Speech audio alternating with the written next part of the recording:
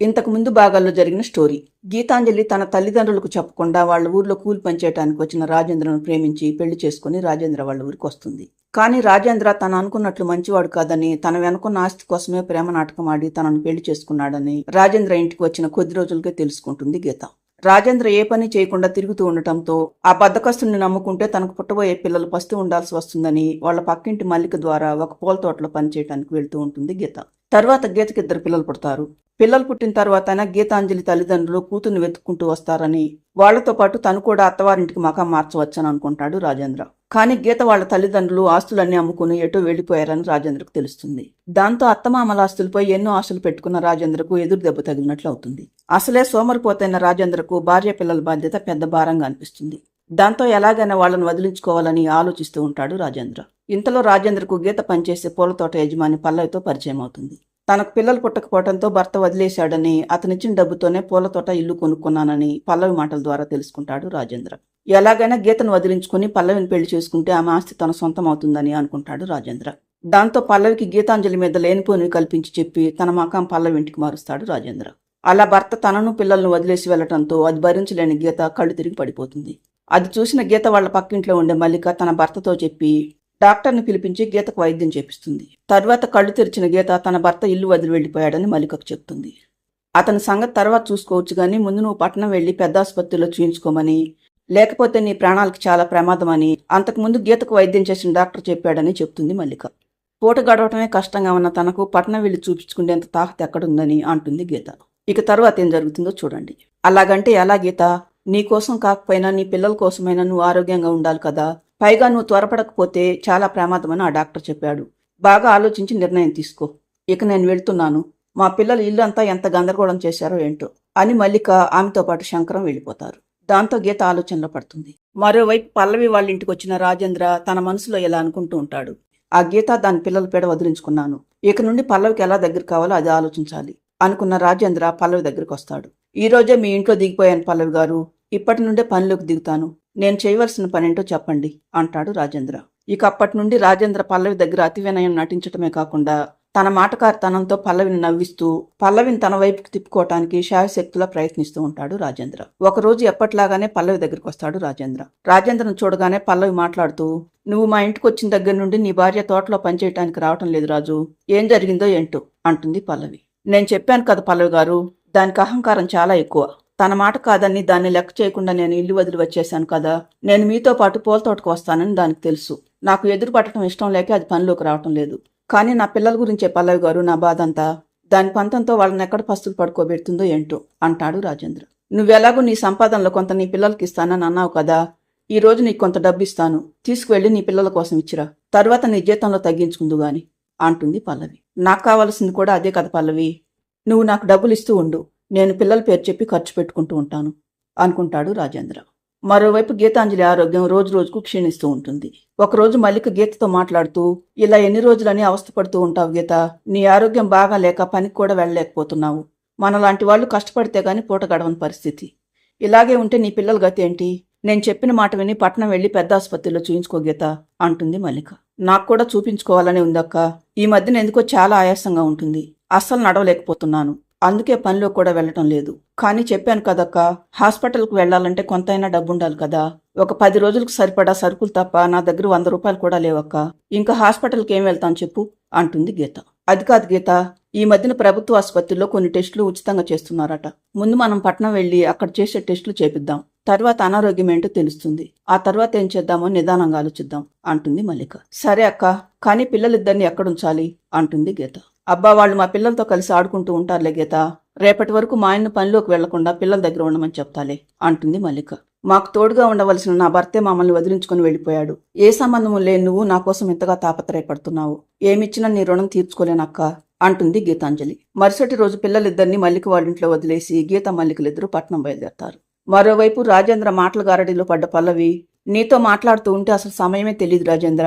మనకు పరిచయమై కొద్ది రోజులే అయినా చాలా రోజుల నుండి పరిచయం ఉన్నట్లుగా అనిపిస్తుంది.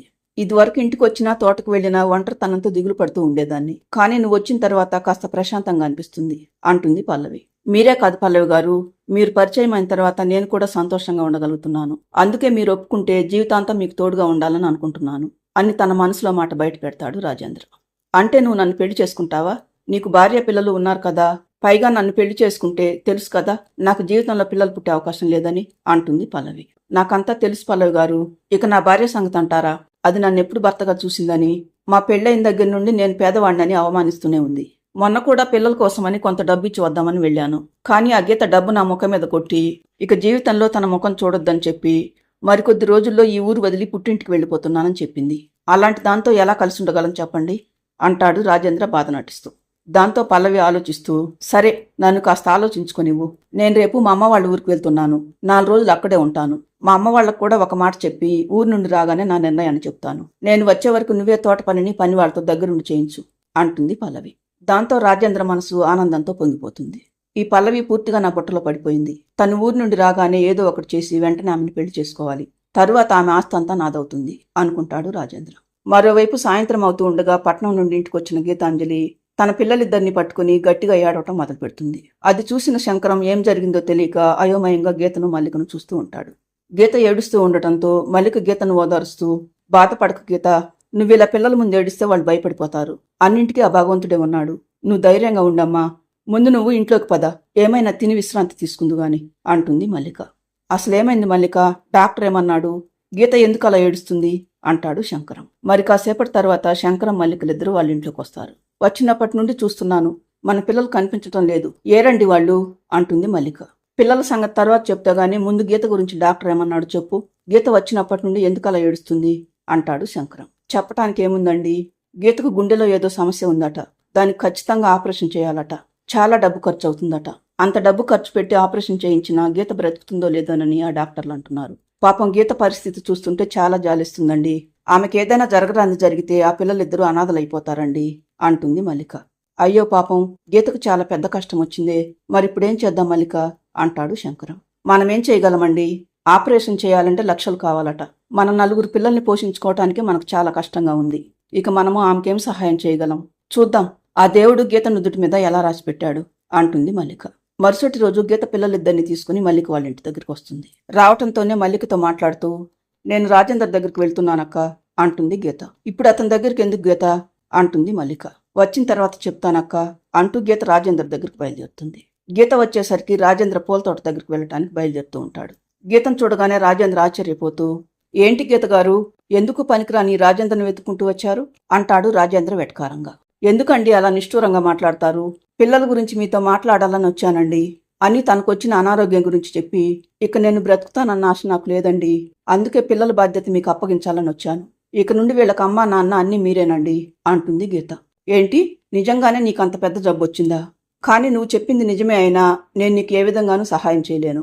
నీకు ఆ జబ్బు వచ్చినందుకు నాకు కూడా బాధగానే ఉంది. కానీ ఆ వంక పెట్టుకుని నీ పిల్లల్ని నాకు అంటగట్టాలని చూడకు. నేను నా తెలివితేటలను ఉపయోగించి పల్లవి గారిని నాతో పెళ్లి కొప్పించాను. ఇప్పుడు నాతో పాటు నీ పిల్లలు కూడా ఇక్కడే ఉంటారంటే తను ఒప్పుకోదు. కాబట్టి నీ పిల్లల బాధ్యత నేను తీసుకోలేను. వెంటనే వాళ్ళని తీసుకుని ఇక్కడి నుండి వెళ్ళిపో అంటాడు రాజేంద్ర. మాటకు ముందు నీ పిల్లలు అంటారేంటండి? వీళ్ళు మీకు మాత్రం పిల్లలు కారా? అసలు పిల్లల్ని మీకు అప్పగించడం నాకేమాత్రం ఇష్టం లేదు. కానీ గత్యంతరం లేక అడుగుతున్నాను అంటుంది గీత. ఆ సంగతి నాకు తెలుసు గీత. అంతా బాగున్నప్పుడు నన్ను పనికి మాలినవాడిని అస్సలు లెక్క చేయలేదు. ఇప్పుడు గుర్తొచ్చాడా ఈ పనికి మాలినవాడు? నేను ఇదివరకే చెప్పాను, నాకిక మీతో ఏ సంబంధమూ లేదని, బ్రతుకుతారో చస్తారో మీ ఇష్టమని. అయినా నువ్వే నాకు అవసరం లేనప్పుడు ఈ పిల్లలు నాకెందుకు?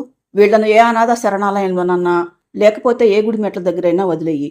పిల్లలు లేని వాళ్ళు ఎవరైనా తీసుకువెళ్ళి పెంచుకుంటారు, లేదా వీళ్లే గుడి దగ్గర కూర్చొని అడుక్కుంటారు. అంతేగాని వీళ్ళని నాకు అంటగట్టాలని చూస్తే మాత్రం నేనేం చేయడానికైనా వెనుకాడను అని గీత చెప్పేది వినిపించుకోకుండా వెళ్ళిపోతాడు రాజేంద్ర. దాంతో ఉసూరుమంటూ ఏడుస్తూ ఇంటికొస్తుంది గీత.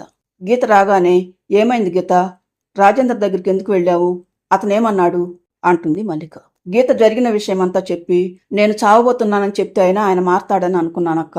కానీ ఇక ఆయన జీవితంలో మారడని అర్థమైపోయింది. ఇక నేను ఒక నిర్ణయానికి వచ్చాను అంటుంది గీత. ఏంటది? పిల్లల్ని తీసుకుని మీ అమ్మవాళ్ళ దగ్గరికి వెళ్తావా అంటుంది మల్లిక. ఆ రాజేంద్రపై ప్రేమతో కళ్ళు మూసుకుపోయి వాళ్ళ మాట కథని చెప్పకుండా పెళ్లి చేసుకుని వచ్చాను.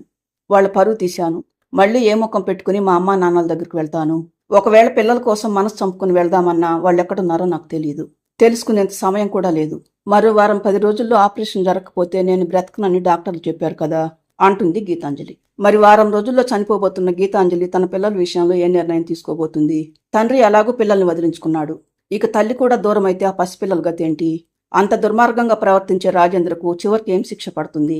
ఈ స్టోరీ అంతా తెలియాలంటే ఈ కథ చివరి భాగం చూడండి. ఈ స్టోరీ ముగింపు ఎలా ఉంటుందో ఊహించి కామెంట్లో తెలియజేయండి.